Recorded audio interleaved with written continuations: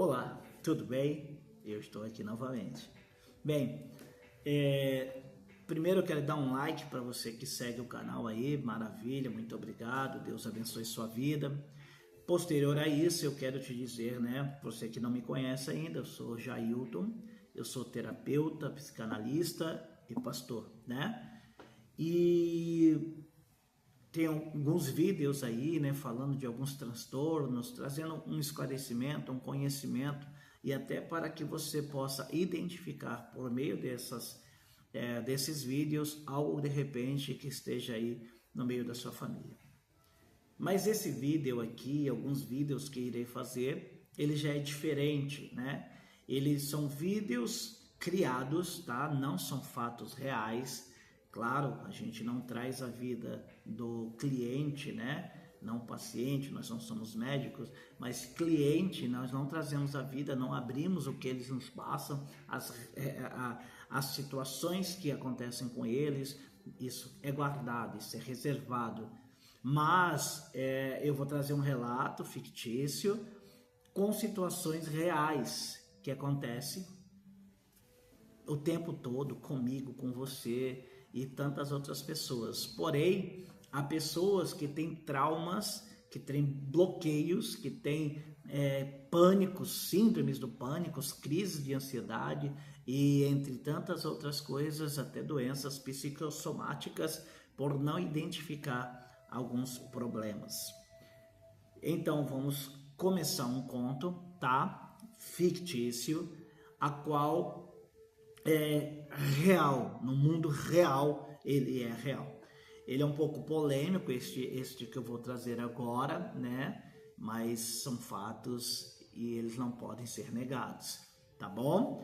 Então eu vou começar com um bem polêmico, quem sabe para atrair você a este vídeo, fazer com que você vá até lá. Lembrando, como eu vou te apresentar uma sessão, como vou te apresentar ali um caso, esses serão vídeos um pouco extensos. E aí, se você quiser saber o desfecho disso, você vai ficar até o final. Se não, tudo bem. Né? Então procure um tempinho aí para assistir o vídeo, não deixe de curtir, comentar, comente, não deixe de compartilhar e, claro, principalmente não deixe de seguir. Se você seguir, logo nós estaremos passando de 50 seguidores e a gente poderá fazer live e aí quem sabe eu não posso fazer aí um atendimento muito rápido, muito raso, né? Mas alguém que entrar na live, tá bom? Então vamos lá, 3 minutos já se passaram, mas vamos ao caso. Certa feita entrou um cliente no consultório, marcou a sua sessão, foi feita uma anamnese, né? Ali identificando já algumas coisas e reservado então para o início da sessão, nós passamos por algumas sessões. Na primeira sessão, eu vou criar um nome, Antônio, ele relata para mim que é um homem casado, que é feliz, mas ao mesmo tempo infeliz. Ele relata que sua mulher é uma pessoa boa, apesar de ser controladora, apesar de ser possessiva, apesar de, às vezes, até ser nervosa. Mas é uma mulher boa, respeitosa, fiel, se estressa muito com os filhos, mas é uma mulher boa. Ele começa a relatar e diz, mas eu não estou feliz. Por mais que ela seja boa, é algo que está acontecendo comigo, eu não entendo. Tem algo que está me querendo parece que eu estou vivendo uma mentira. Parece que não é a vida que eu queria. E a sessão foi se passando, e eu muito ouvindo, e ele me perguntou o que você acha. Eu falei, vamos continuar as sessões. A gente não tem como definir nada ainda, né? E sessão seguinte, ele voltou e falava da mulher. Só que agora ele começou a falar dos filhos também. Eu não tenho paciência. Minha mulher é muito boa, mas ela também perde a cabeça. É que são 3 filhos. tem um adolescente que está me dando dor de cabeça demais. E eu não sei o que fazer. Na verdade, eu deixo ela cuidar. Eu fico na minha. Eu preciso de paz, eu quero paz. Eu não sei como agir com essas crianças. Minha adolescente, eu não quero nem conversar. Porque se eu conversar é briga. E eu quero paz. Eu quero muita paz. E eu fiz a pergunta, quanto tempo de casado você tem? Ele, 10 anos. E eu perguntei, sempre foi assim? E ele disse, olha, não sempre foi assim. Ela sempre foi muito boa. É claro, ela está perdendo um pouco a cabeça agora, mas eu acredito que seja as crianças. Mas eu sempre me senti infeliz, mesmo estando feliz.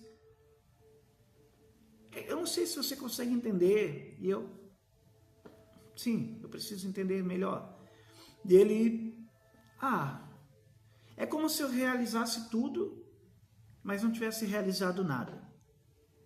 E eu preciso entender, eu não estou conseguindo te compreender, mas eu sei que a gente vai chegar a esse ponto. E ele disse, às vezes eu penso que era melhor a gente se separar. Conte mais. E ele disse, não é por causa dela, nem é por causa dos meus filhos. O problema sou eu. Você sabe, eu não tenho mais prazer na relação. Na verdade, sempre foi bom, mas para mim é como se estivesse faltando algo. Para mim é como se estivesse faltando algo, eu não entendo, sabe? Olha, vou ficar calado. Eu não quero falar mais nada agora. E ele ali se cala e eu entendo, completa-se horário, acaba a sessão, marca uma nova sessão. E assim foi acontecendo, e só que a sessão seguinte a esta, ele me apresenta, ele entra na sala, pede desculpa por não ter continuado, mas fala, é algo que mexe comigo, tratar desse assunto. E eu não estou pronto para conversar ainda sobre isso. E eu, tudo bem. Podemos falar um pouco mais sobre seus filhos? E ele, tá. E eu perguntei, você sempre quis ter filhos? Como foi isso? E ele começou a relatar que no começo não pensou em ter filhos. Não pensava em ter filhos. Era mais algo dela. Era o sonho dela. Eram os planos dela.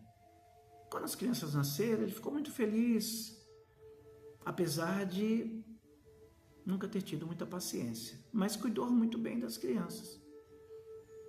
E tinha uma vida boa com a mulher. Mas para ele, sempre estava faltando algo. E eu perguntei, a vida financeira de vocês é boa? Ele disse, sim, é maravilhosa, nós temos bens e somos muito sossegados financeiramente. Ela trabalha em casa, ganha um dinheiro bom, eu tenho minha profissão, sou muito bem realizado na minha profissão, tenho meu cargo e está muito bem. Certo?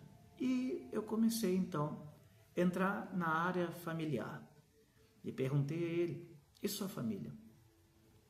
E ele começou a retrair-se.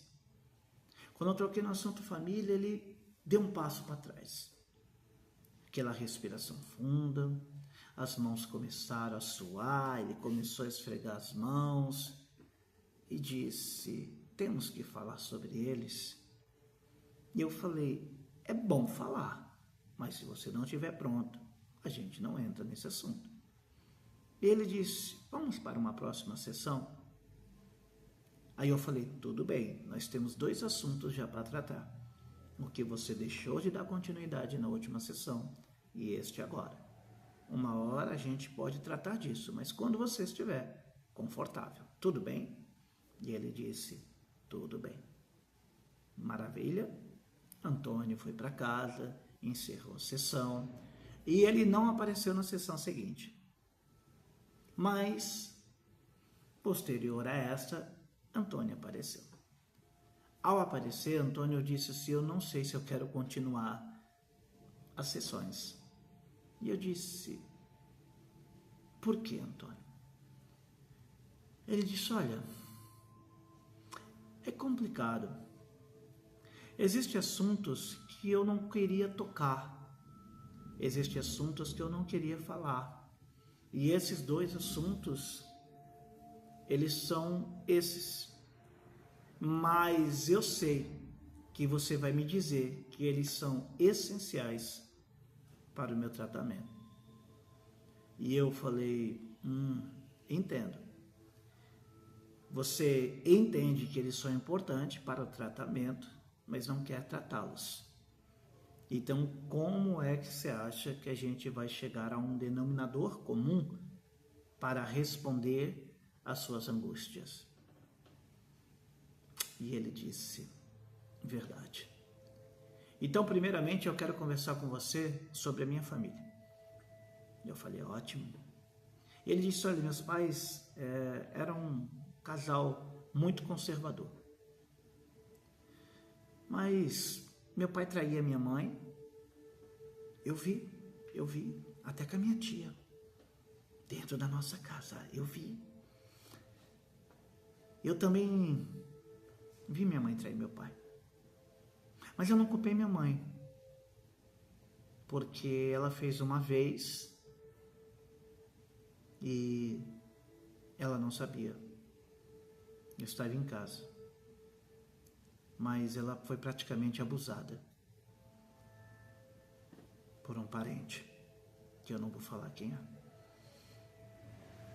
E esse abuso, ela não contou para ninguém.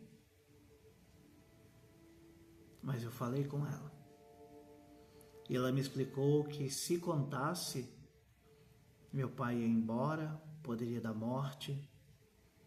E ela preferiu esconder. E eu escondi isso com ela. Eu fiquei muito mal nas duas situações, do meu pai fazendo o que fazia e da minha mãe. Meu pai sabia que eu sabia, nunca tocou no assunto comigo, mas ele sabia, porque ele sabia que eu estava em casa e eu via ele agarrando a minha tia enquanto minha mãe não estava, e às vezes até quando estava. E minha tia gostava do que fazia. Ela enganava minha mãe. Ela era terrível. Ela era insuportável. Ela era nojenta. Eu não deixava ela me tocar.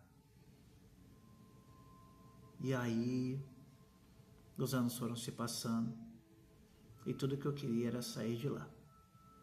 Eu queria proteger a minha mãe. Mas eu não consegui. Eu não consegui. Eu não consegui proteger minha mãe. Ela guardou isso até a sua morte. E eu carrego isso comigo. Olha, é muito ruim passar por isso. E eu ouvindo falei: entendo. E esse seu tio ainda está vivo, que abusou da sua mãe? E ele: sim, ainda está vivo, aquele canalha. A minha intenção era matá-lo, sabe? Mas minha mãe pediu para eu ficar quieto e eu tive que engolir, mas a minha vontade era matá-lo. Eu entendo. E a sua tia? Ah, aquela desgraçada morreu. Aquela desgraçada morreu, sabe? Que bom que a desgraça um dia acaba. E eu falei: entendo. E seu pai? E aí ele ficou calado. E ele falou: olha, depois de um tempo calado, ele disse: o meu pai é um assunto que não vale a pena. O meu pai é um desperdício. O meu pai é um lixo. E eu disse: entendo. Acabada essa sessão, deixei ele muito confortável, respirando. Ele passou por um momento de muito estresse nessas lembranças, então eu não conduzi ele a mais perguntas e nada, e só simplesmente deixei-o respirar, e então acabou-se a sessão. Na sessão seguinte, eu não toquei no assunto do pai e também não toquei no assunto que tinha sido bloqueado.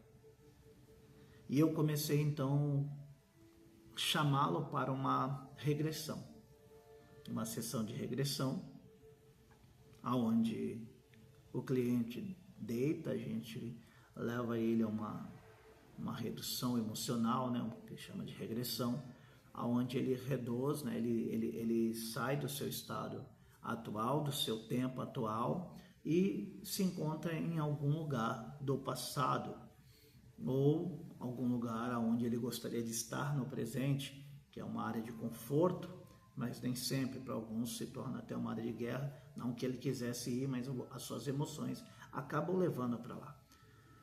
E nessa regressão, ele mais calmo, né? Chegou ali mais calmo. Quando eu falei que não ia tratar sobre isso, então ele relaxou mais ainda. E eu o convidei a essa regressão. Feita a regressão, ele se encontrou. Na regressão, coloquei ele numa condição de escolher uma época da sua vida.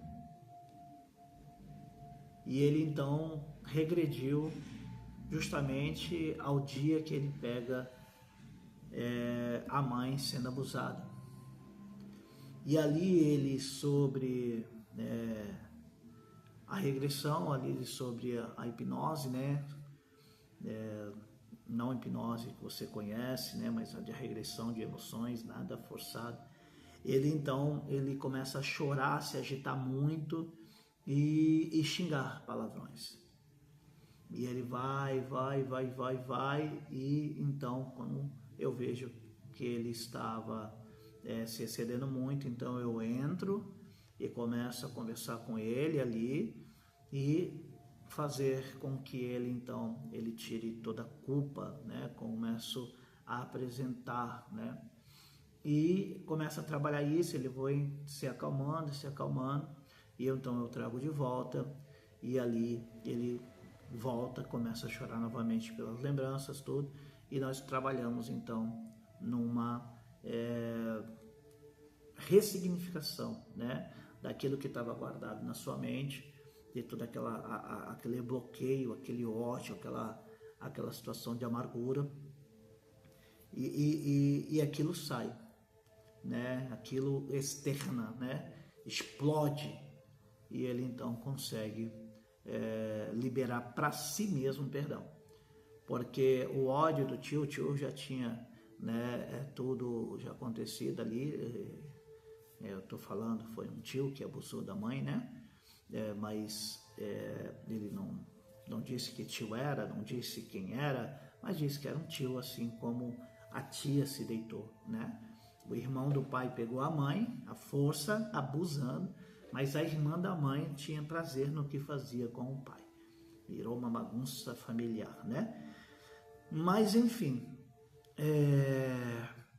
e ele tinha muito ódio, principalmente de si, porque ele viu, não teve reação, ele não pôde fazer nada, e ali na sessão ele colocou para fora xingamentos, ele colocou para fora o que queria fazer ali, que é matar e tal, e ele conseguiu colocar para fora. E dentro da minha intervenção, eu fiz com que eu tive um diálogo com ele na cena, né? Eu na sala com ele, eu entrei na cena com uma voz entrando na cabeça dele e mostrando que ele não podia fazer nada, que ele não tem culpa.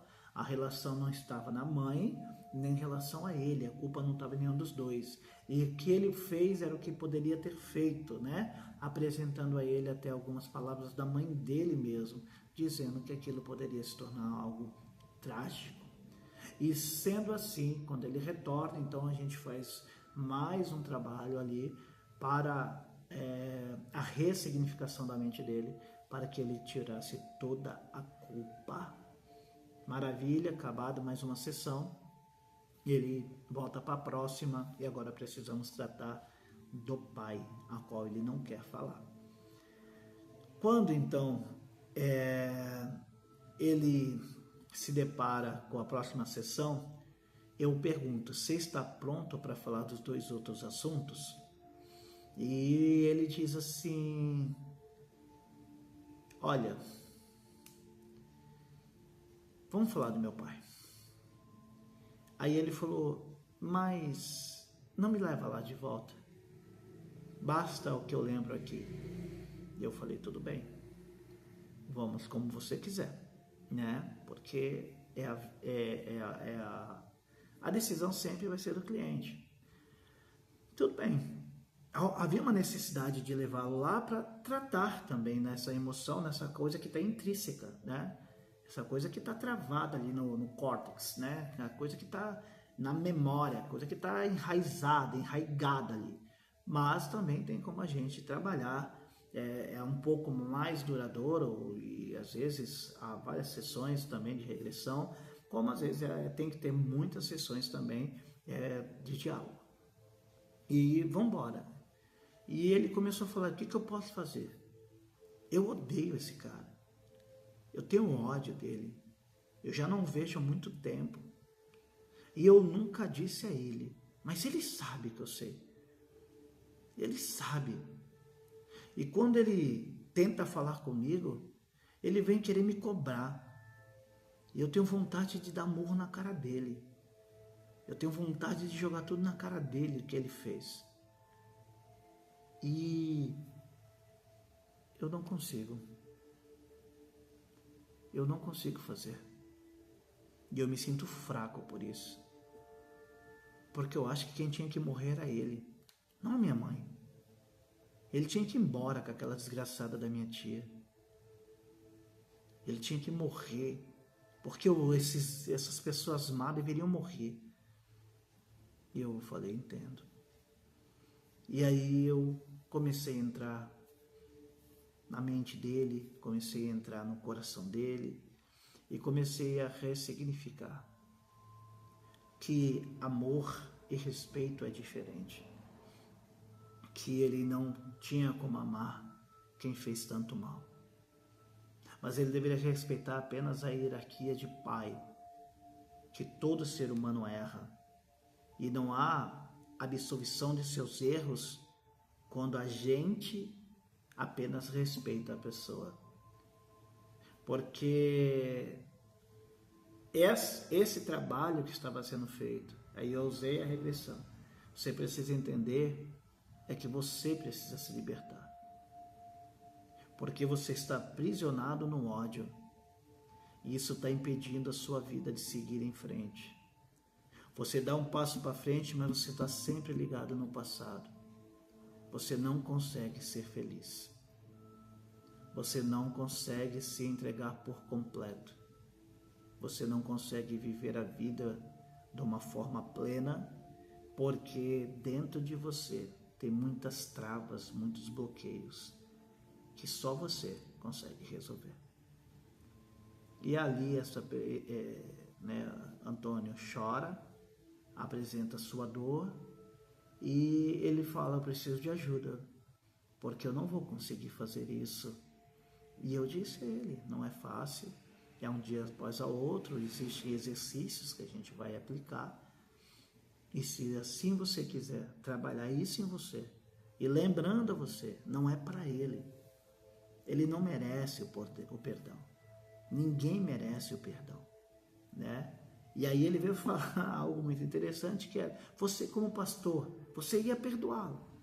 E eu disse a ele: você está com Jailton, psicanalista, terapeuta ou pastor?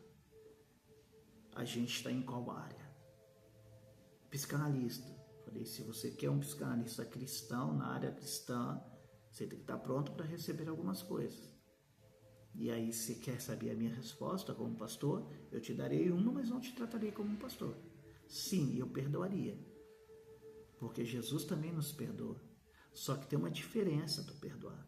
O perdoar não é colocar na cama, o perdoar não é colocar no colo. Perdoar jamais é aceitar o que se fez.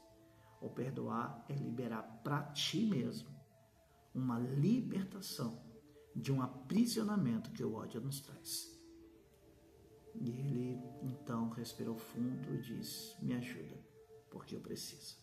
Então sessões foram feitas e ali então foi trabalhado e este homem conseguiu também seguir. Mas temos um último ponto.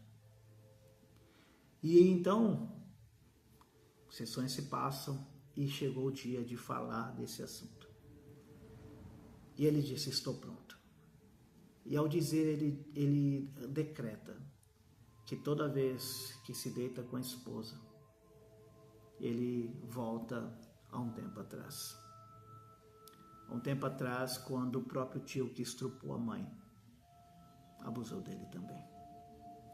Na regressão, ele dizia: sai, sai, não me toca, não me toca.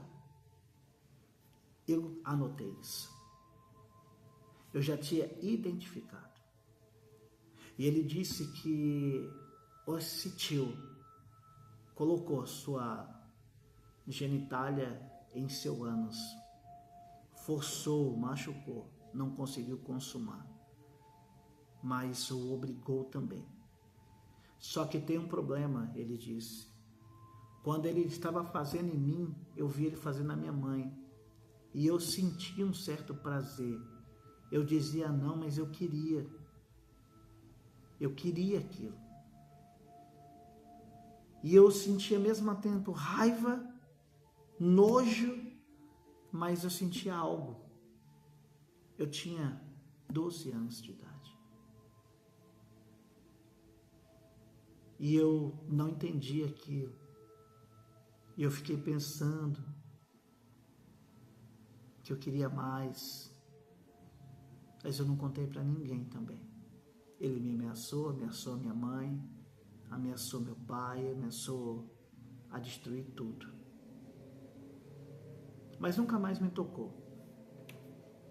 Só que eu levei a vida pensando se eu queria outros homens, se eu deveria desejar homens. E certa vez até tive um contato com um rapaz. Eu senti prazer, mas nojo ao mesmo tempo. E eu não consegui, porque certo momento que a gente estava para começar o ato, quando estava ali no oral, estava até bem. Eu estava com um pouco de nojo em fazer, mas ele fazendo eu estava. Só que quando ele veio colocar em mim, eu vi aquela situação toda de novo, e eu expulsei ele e saí correndo de lá e nunca mais quis contato com homens. E eu ouvindo. E então eu deixei ele em paz, relaxado, entendendo, e disse: não vamos dar continuidade a esse assunto hoje. Ele: não, mas por quê? Eu não vou conseguir falar sobre isso amanhã. Eu falei: não, a gente não vai falar sobre isso amanhã. Isso já passou. Isso já acabou. Nós vamos falar amanhã, na semana seguinte, a gente vai falar sobre esse acontecimento com efeito na sua vida pessoal, familiar. E assim foi feito. Para encerrarmos a última sessão, tiveram outras, mas para este vídeo, né? Sempre há mais sessões. Lembrando que isso é um conto, né? Lembrando que isso é um conto, mas eu tenho que falar para você da forma real que se acontece numa sala de atendimento, né? E então eu apresentei a ele que as dificuldades emocionais do prazer do ato sexual com a esposa, as rejeições dos filhos, o não querer filho, e eu comecei a apresentar ponto a ponto, que eu não vou trazer para você aqui, mas eu comecei a apresentar ponto a ponto, como tudo que aconteceu no passado estava interferindo há 10 anos no futuro dele. O futuro, porque passado e esses 10 anos de um novo relacionamento com a sua esposa era um futuro, que hoje chamaria de presente, mas é um futuro porque estou falando de um passado que interferiu numa vida de 10 anos. E hoje está real para que não aconteça mais. Chega, basta. E então fizemos o tratamento e ele conseguiu interpretar que o que ele tinha de aversão aos filhos é porque ele, quando criança, recebeu a mesma coisa.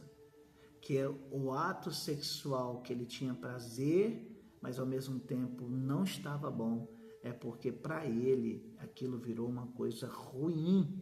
O prazer era notório ao corpo, mas sempre, ainda que não vinha à mente o ato lá, mas estava ligado ao que aconteceu na vida dele pela primeira vez num ato sexual.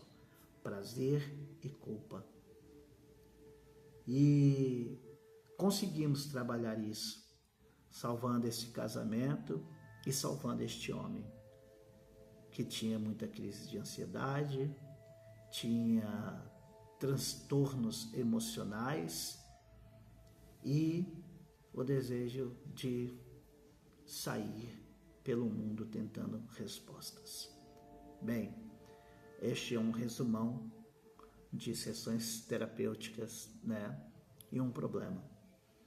Não sei se você se identificou, não sei se tem algo aqui que você queira comentar abaixo desse vídeo, mas é um bem resumo, é um conto, tá bom? Deus abençoe. Um abraço.